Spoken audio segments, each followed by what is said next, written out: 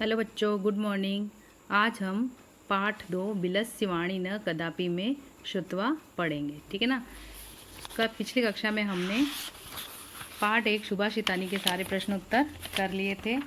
आशा है कि आपने भी ये प्रश्न उत्तर कर लिए होंगे। ठीक है। आज जो पाठ हम पढ़ने वाले हैं वह पंचतंत्र नामक जो ग्रंथ है उससे लिया गया है। ठीक है। इस पाठ में बताया गया है कि किस तरह विपत्ति में यदि हम पड़ जाते हैं, विपत्ति में फंस जाते हैं, तो किस तरह हम अपना बचाव कर सकते हैं। ठीक है।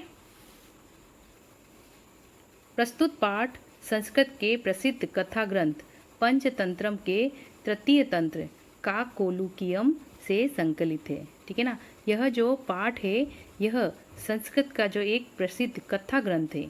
कथा ग्रंथ यानी ऐसा ग्रंथ जिसमें बहुत सारी कथाएं लिखी हुई है, जिसका नाम पंचतंत्र है। ठीक है ना। पंचतंत्र के तृतीय तंत्र यानी कि तीसरे भाग काकोलुकीयम से संकलित है। तीसरे भाग का नाम क्या है? काकोलुकीयम। पंचतंत्र के मूल लेखक विष्णु शर्मा है। पंचतंत्र जो है वो किसके द्वारा रचा गया? विष्णु शर्मा द्वारा रचा गया है। इसमें 5 खंड है। ठीक है। इसमें 5 भाग कह सकते हो। ठीक है। 5 भाग है जिसे तंत्र कहा जाता है। नाम से ही पता चल रहा है, पंच यानी 5 और तंत्र यानी भाग या खंड। इनमें गद्य व पद्य रूप में कथाएं दी गई है।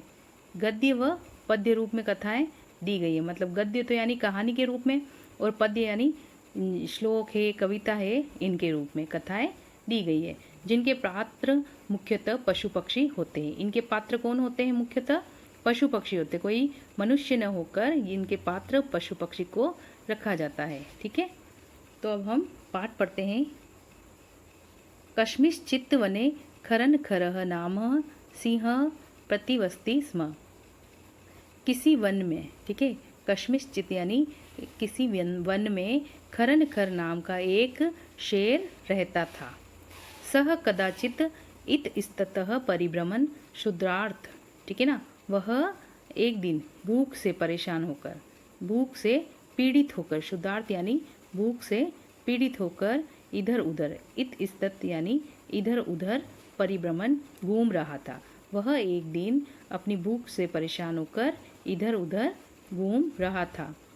न किंचिदपि आहारम प्राप्तवान। उसे कहीं भी खाने के लिए कोई आहार प्राप्त नहीं हुआ। ठीक है ना। ततः सूर्यास्त समय एकां महती गुहां दृष्ट्वा स अचिंत्यत। तब, तत् यानी तब, सूर्यास्त के समय, सूर्यास्त समय यानी सूर्यास्त के समय, एकाम एक, महती गुहा, महती का मतलब होता है बड़ी, विशाल, और गुहा यानी गुफा। महती गुहा यानी बड़ी गुफा को देखकर उसने विचार किया। अचिंत्यत यानी विचार किया। तब सूर्यास्त के समय उसने एक बड़ी गुफा देखकर विचार किया। नूनम एतस्या गुहायाम रात्रो कोऽपि जीवः आगच्छति।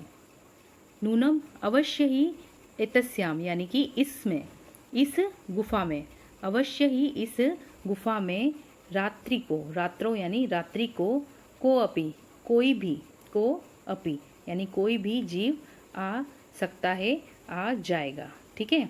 तो उसने क्या सोचा कि ये गुफा है और अवश्य इस गुफा में रात को कोई ना कोई जीव आ जाएगा, आता है। ठीक है ना।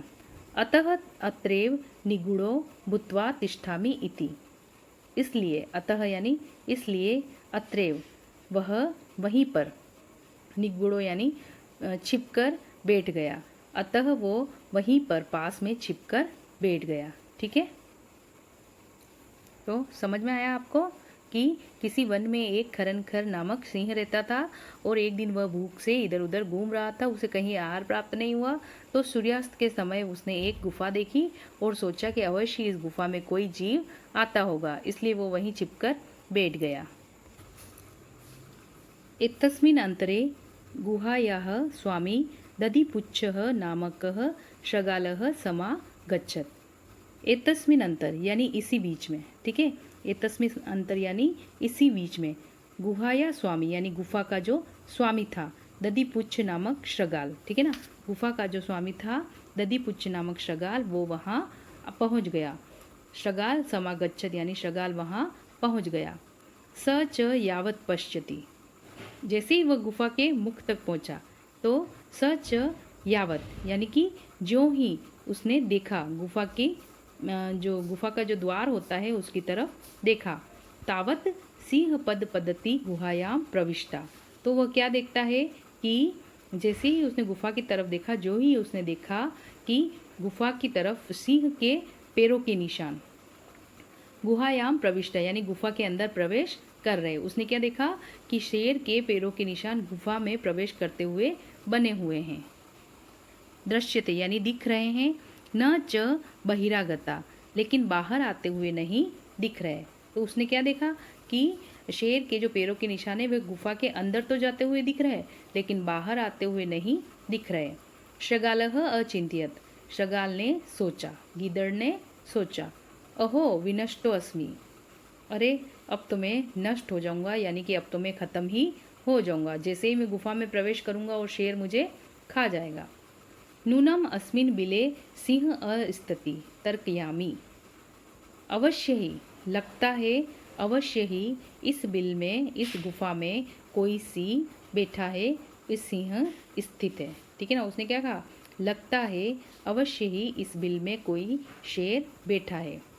तत् किम कर्माणि, तब क्या करना चाहिए, अब मैं क्या करूं। एवं विचिन्त्य दूरस्थ रवम कर्तुमार बद्धः, और वह यही विचार करके थोड़ा दूर चला गया और आवाज़ करने लगा, ठीक है ना। रव यानी आवाज़ करने लगा। एवं विचिन्त्य दूरस्थ रवम कुमार बद्धः, यानी कि यह विचार करके वह जोर से आवाज़ लगाने लगा। भो बिल, हे गुफा, किम न स्मरसि, क्या तुम्हें याद नहीं है। यन्मया त्वया सह समय कृतो अस्ति, ठीक है ना। जाते हुए मैंने तुमसे एक शर्त लगाई थी, ठीक है ना, एक शर्त लगाई थी। यत् यदाहम बाह्यात्, यदि मैं बाहर से, प्रत्यागमिष्यामि, वापस लौटता हूँ, वापस आता हूँ, तदा त्वम माम आकारयिष्यसि, ठीक है ना।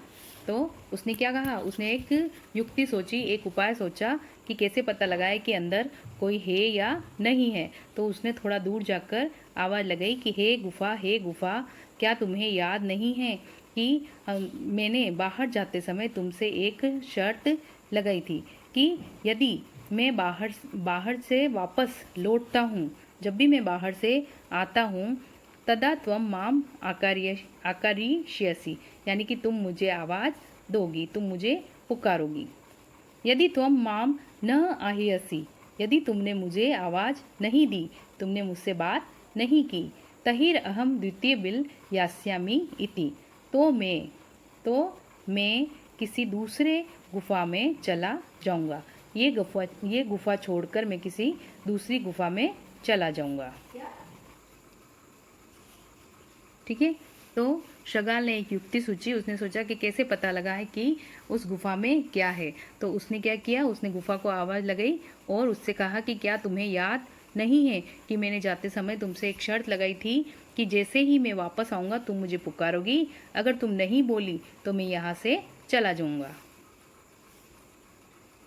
अथ एतत् श्रुत्वा सिंह अचिन्त्यत, तब ये सब सुनकर शेर ने सोचा, नूनम ऐशाम गुहा स्वामीन सदा समाह्वान करोति, अवश्य ही ये गुफा का मालिक, ये गुहा स्वामी यानी गुफा का मालिक हमेशा ही ऐसा आह्वान करता होगा।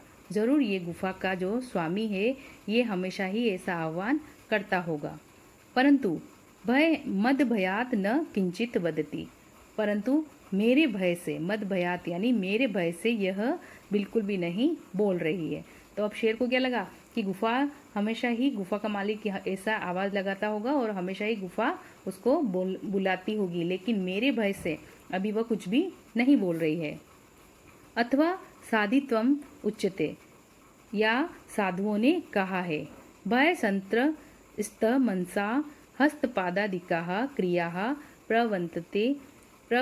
प्रवर्तन्ते न वाणीश्च वेपथुश्च चाधिको भवेत्। यानी कि भय से त्रस्त, ठीक है ना, भय से त्रस्त हुए मन वाले को, जिसके मन में डर समा जाए, उसके हाथ और पैर, हस्त पादादिका यानी हाथ और पैर कोई क्रिया नहीं कर सकते, कोई काम नहीं कर सकता है, नहीं उसके मुंह से कोई वाणी निकल सकती है, ठीक है ना, नहीं उसके मुख से कुछ आवाज़ निकल सकती है।